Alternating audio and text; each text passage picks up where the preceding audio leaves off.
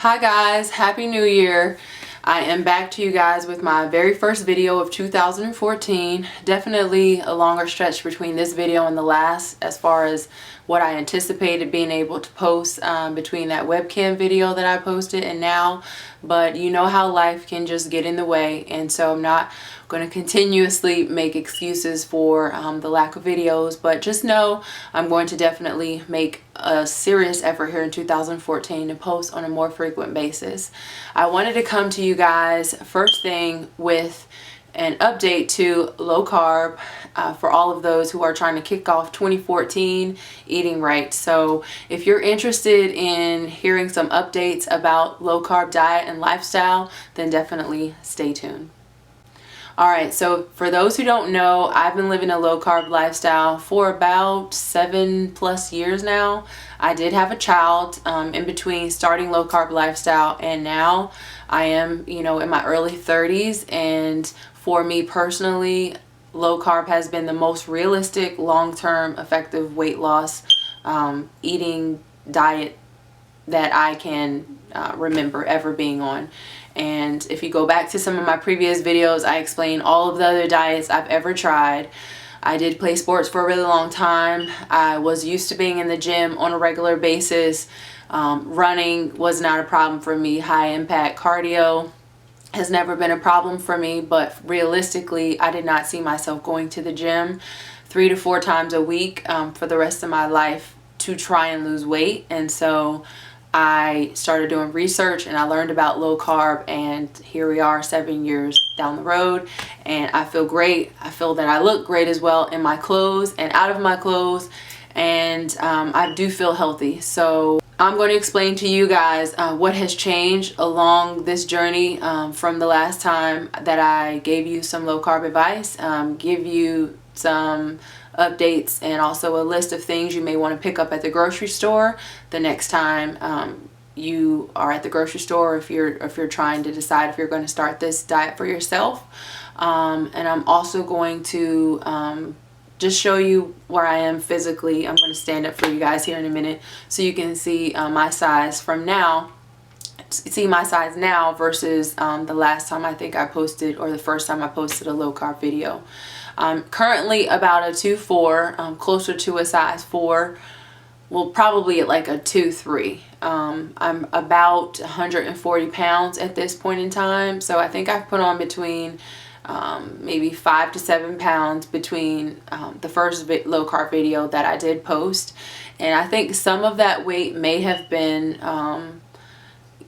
I was kind of really stressed out when I posted the very first low carb video.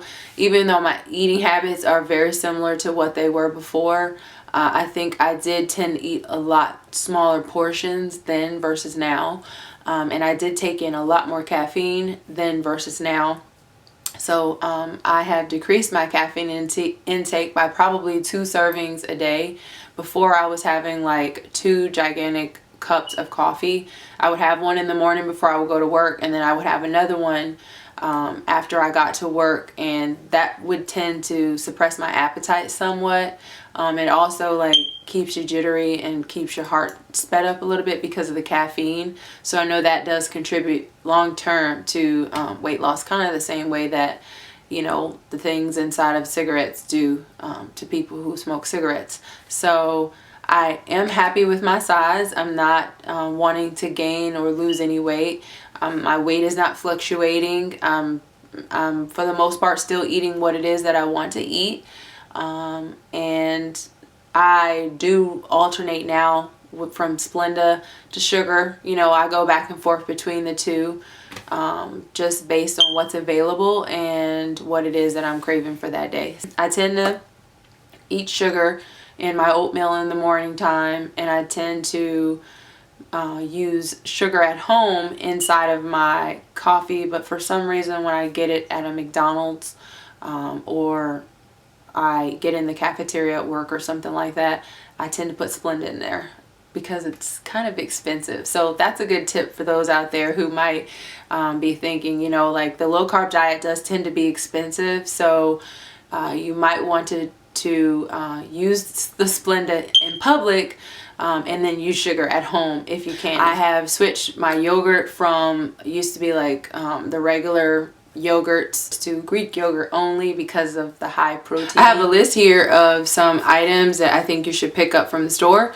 And so here we go. Steak, fish, chicken, egg, sausage, tilapia, salmon, red snapper, shrimp, about 10 cans of tuna pasta, thin spaghetti noodles, spaghetti sauce, produce, oranges, apples, watermelon, pineapples, grapes, cheese, shredded or block cheese, your choice of deli meat, about 3 pounds, tortilla wraps. If you can, try to get the ones that are lower in carbs. They do have some that show you like really low net carbs, less than about 5 or 6 per actual tortilla.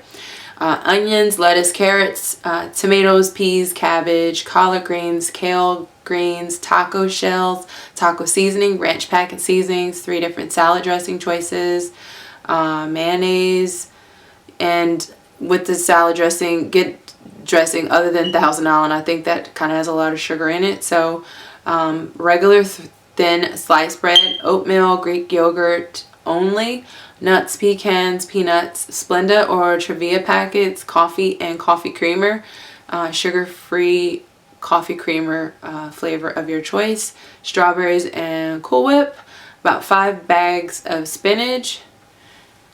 So there is a list of items that I feel that if you are going to start this diet, you should pick those items up from the store. So hopefully you can put this video in your pocket, put your headphones in, push play while you're in the store, and pick all of these items up, because it is important if you're going to be starting low carb to have an abundance of items, at least a week's worth of food, so that you can get through the hardest days on changing the way that it is that you eat. I'm going to insert some meal choices here, so hopefully you are not hungry, and if you are hungry, hopefully you have something in your refrigerator to make these items. Now you're going to see some items in some of these pictures like bread, rice, there's some chips, sugar, little flour, I think there's some cheesecake, maybe even some Swedish pancakes that I had, alcohol, and you're going to think, like this taco shell here, that it's loaded with carbs, but again, you can have some carbohydrates in your diet. It's just that you're not going to be consuming at the rate in which you're consuming now. Now I'm in a phase now where I'm disciplined enough to order rice with my meal and only eat a third of the rice. So you may see a picture with rice in it, but it doesn't mean that I consume the whole portion of rice that was served with the dish. So just keep that in mind. And when the majority of your meals are protein and veggies, you can afford to interject some rice in your meal from time to time. You're just not having it with every single meal. Like this taco salad, I would have maybe eaten not even half of the shell. Swedish pancakes there, obviously high in carbs, but a lot less in carbs than traditional pancakes. So probably what you're asking is exactly what it is you should be eating. How are you going to lose this weight? How long is it going to take you to lose the weight? Should you be working out as well? And, you know, are you allowed to have other things added to the diet? And the truth is, yes, you can have things that are outside of that list. I'm just giving you these things based on the things that I prepare. This diet has several phases, like beginning phase, which is induction. Basically that comes from Atkins, the Atkins diet. That there's like a 10-day period of time where you're going to take your carb intake down really low to about 30 carbohydrates total per day, and that's 30 net carbohydrates total per day. And that is for all of your meals and snacks within a 24-hour period of time, down to 30 grams total per day for 10 days. And this will take your body to a stage called ketosis, and can be dangerous. So you do want to consult with a medical professional before you start this diet. You definitely want to drink lots of water, and you definitely want to only do it for 10 days. After the 10 days, you're going to increase your carb intake to about 10 to 15 carbs a day, depending on the rate of weight loss in which you're having. So it's important to do research with this diet, because there's going to be so many questions and there's going to be so many misconceptions about this diet and some of the things that you see in this diet and traditional diets. I was explaining to someone the other day that, you know, it's important to know what it is or how many carbs are in each item that you are putting into your body, because there are a lot of misconceptions about how many carbs or how many calories or how many grams of fat and what those things do to your system. But with low carb, you're really most concerned with the total carbohydrates, like your carb grams, versus calories or fat grams. So for example, a banana, it has a little bit less than 30 grams of carbs. A Twix packet has something like 31 grams of carbs. So once you get days in which you can have between like 80 and 100 grams of carbs per day, and that's your stabilized intake for carbs, and you know you're not gaining any weight at that level, you're staying the same. So once you're able to have that amount of carbs in your diet and you're starting to add things into your diet, like, you know, sweets and an extra, you know, glass of wine or whatever it is, that adds to your total diet for the day.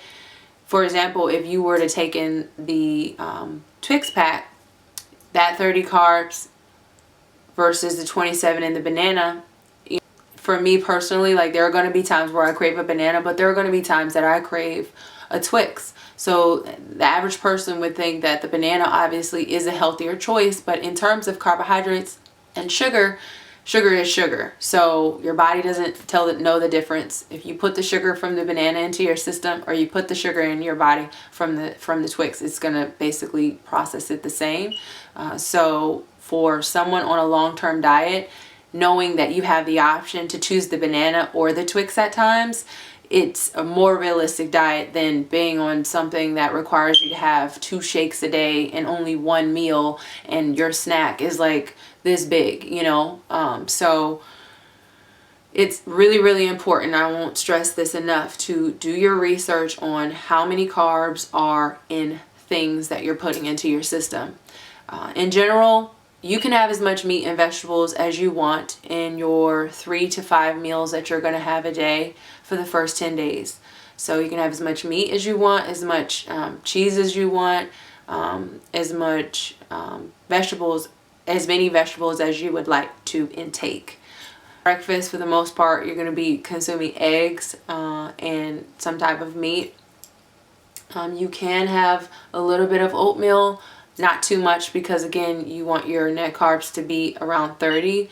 So if you are going to use most of your carbs for the morning breakfast time, like if you'd like to have a piece of toast with your breakfast, or you like to have oatmeal with your breakfast to keep you full, to keep you from snacking earlier in the day before lunch, then I would add as many carbs as you can to your breakfast meal versus scattering them all throughout the day. Because it's easier to consume protein and vegetables traditionally because of what's served with lunch and dinner versus trying to, you know, consume a lot of meat and vegetables with breakfast. So what that means is that, like, an example of a filling breakfast could be, you know, maybe a pack of instant oatmeal and an omelet, maybe some turkey sausage or whatever it is that your breakfast meat preference is, or an omelet with some type of deli meat loaded with lots of onions and, you know, maybe mushrooms and spinach and tomatoes, and a slice of toast.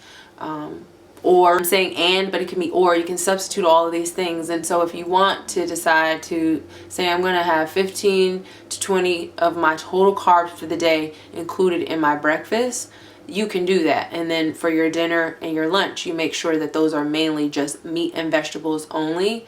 Then that could be a safe bet for you. Snacking, you're not going to do a whole lot of snacking your first 10 days because, you know, that's honestly just the sacrifice. This again is just for 10 days. It's going to help to detox your system. It's going to help to cleanse you. It's also going to help to get rid of some of those bad eating habits that a lot of you might currently have that is keeping you slave to the extra pounds that are hard to get rid of. And a lot of times people have the misconception that low carb means no carb, and it doesn't mean no carb. It means low carb, meaning you're probably intaking a lot more carbs now than you will on your new lifestyle change. But you can have carbs. So you can have, you know, once you get to where I'm at now, which is basically in your lifestyle phase where you're just maintaining. I'm not trying to lose anything. I'm not trying to gain anything. I'm just maintaining. For the most part, I crave the same thing on a regular basis. Occasionally a little extra here or a little extra there. But for whatever reason, my system compensates by then only craving like lots of vegetables and protein for a while. And so I make up for it even when I might have craved lots of carbs for 2 days in a row. So I'm at about 75 to maybe 85 grams of carbs a day. So sometimes I do have a Twix bar. Sometimes I do have a bowl of ice cream. Sometimes I will stop and get a shake. But I then will probably eat healthy for 2 or 3 days in a row because my system is just on the system now. It's like it's on the low carb regulator, which for some reason, once you've been on it for so long, it just knows that you took in too many carbs one day, and so it just changes your craving pattern, which is why I love it, because it's realistic, it's natural, it's not me having to like fight this temptation and craving all of the time. I'm not hungry. It's my system knowing what is in my blood, and so it's sending messages to my brain and telling me what to eat at this point versus me having to fight the willpower, which is associated with all of those failed diets that I was on before. All right, so how do you start this diet? What do you need to do first? First, I think you need to do for the first 3 days, even though today might be the day where you say, today's the day I'm going to start. I do recommend before you actually start, for one, consult your doctor, healthcare professional, and two, you need to monitor what it is that you're taking in, which is important because we do thrive off of, you know, timelines and how long is it going to take me to achieve this goal. I think if you determine what it is that you're intaking, you can get a better idea of the rate in which you're losing weight once you do get on the diet, and so it will give you an idea of, hey, you know, 2 months or 3 months from now, based on this rate of weight loss, based on these items in my diet, I should be at my expected weight loss goal. Here I am just showing you my current size. I do get a lot of comments from people that say that they liked me before I lost the weight, but ultimately it's about how you feel inside. I definitely feel confident and I feel really good from the inside out. So I hope this video helps you, and if you have any questions or comments, please leave them below. Thanks for watching, guys, and like always, peace and God bless.